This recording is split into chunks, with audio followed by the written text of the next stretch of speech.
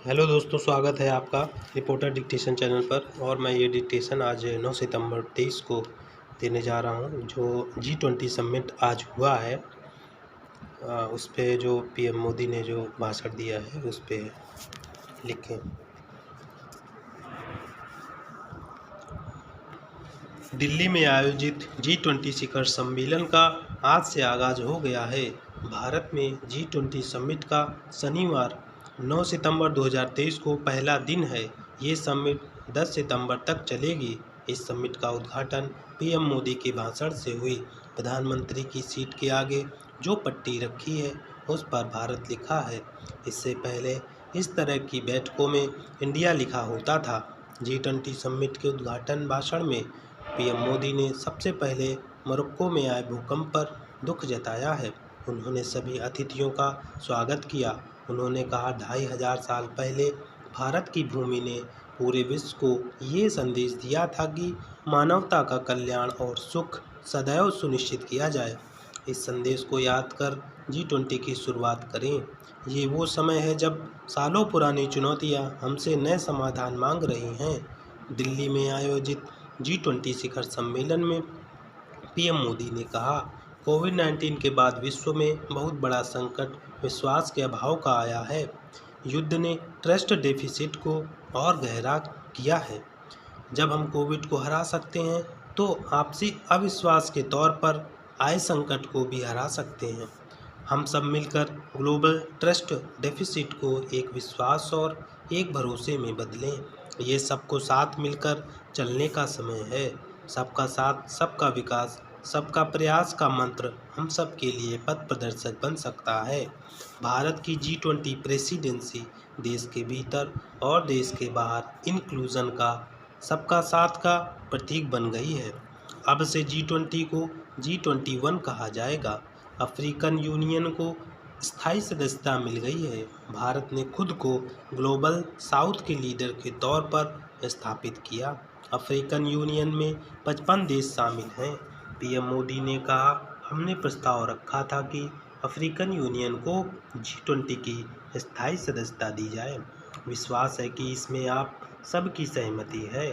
आप सबकी सहमति से आगे की कार्रवाई शुरू करने से पहले अफ्रीकन यूनियन को सदस्य के रूप में आमंत्रित करता हूँ।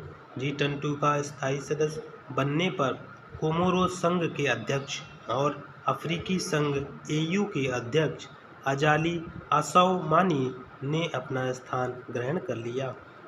अफ्रीकन यूनियन के शामिल होने के बाद अब से G20 को G21 कहा जाएगा। सूत्रों से जानकारी मिली है कि G20 में हिस्सा लेने जितने भी विदेशी मेहमान आए हैं उनके मोबाइल वॉलेट में सरकार ने अपनी ओर से कुछ रुपए प्रतीकात्मक रूप से डाले हैं। यह UPI पेमेंट है जिसमें लोग डिजिटल माध्यम से किसी भी खरीदारी के लिए पेमेंट कर पाएंगे। इस तरह से UPI का प्रदर्शन दुनिया के देशों के बीच किया जा रहा है। G20 शिखर सम्मेलन की सुरक्षा व्यवस्था पर special CP law and order Dipendra Pathak ने कहा, G20 के लिए दिल्ली पुलिस महीनों से तैयारी कर रही थी। आज वह मुख्य दिन है। आज से G20 शिखर सम्मेलन शुरू हुआ है। दिल्ली पुलिस मुस्तैद है। भारी मात्रा में पुलिस फोर्स की तैनाती की गई है। भारत में G20 समिट का शनिवार 9 सितंबर 2023 का पीएम मोदी के संबोधन के दौरान उद्घाटन हो गया। पीएम मोदी ने इस समिट का उद्घाटन करते हुए कहा कि मैं पूरी दुनिया की तरफ से मोरक्को में आए भूकंप से हुई जनहानि के लिए दुखी हूँ और मेरी संवेदनाएं वहाँ के लोगों के साथ हैं।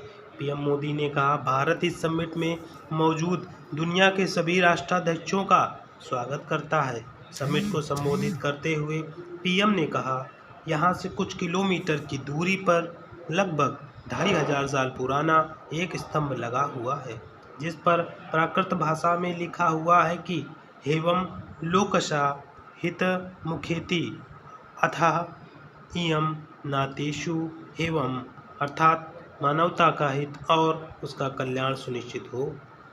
2500 साल पहले भारत की इसी भूमि से यह संदेश पूरी दुनिया को दिया था। 21वीं सदी का यह समय पूरी दुनिया को नई दिशा देने वाला समय है। यह वह समय है जब सालों पुरानी चुनौतियां हमसे नए समाधान मांग रही हैं। सबका साथ, सबका विकास, सबका प्रयास मंत्र ही दुनिया का पथ प्रदर्शक। कोविड-19 के बाद दुनिया में बहुत बड़ा संकट विश्वास के अभाव का आया है। युद्ध ने ट्रस्ट डेफिसिट को और गहरा दिया है। जब हम कोविड-19 को हरा सकते हैं तो आपसी अविश्वास के तौर पर आए संकट को भी हरा सकते हैं। हम सब मिलकर ग्लोबल ट्रस्ट डेफिसिट को एक विश्वास और एक भरोसे में बदलें। ये सबको साथ मिलकर चलने का समय है। सबका साथ, सबका विकास, सबका प्रयास का मंत्र हम सबके लिए पथ प्रदर्शक बन सकता है। अफ्रीकी यूनियन बना G20 का स्थायी सदस्य। पीएम मोदी ने कहा, भारत में G20 आम लोगों का G20 बन गया है। करोड़ों भारतीय इससे जुड़े हुए हैं। देश के 60 से ज़्यादा शहरों में 200 से ज़्यादा बैठकें हुई। भारत अफ्रीकी यूनियन को G20 में शामिल किए जाने का प्रस्ताव दे रहा है। उन्होंने कहा, हमें उम्मीद है कि इस प्रस्ताव में हर देश की सहमति है। मैं अफ्रीका के राष्ट्रपति के स्थायी सदस्य के रूप में अपना स्थान ग्रहण करने के लिए आमंत्रित करता हूं। इसी के साथ ही अब G20 G21 के नाम से जाना जाएगा।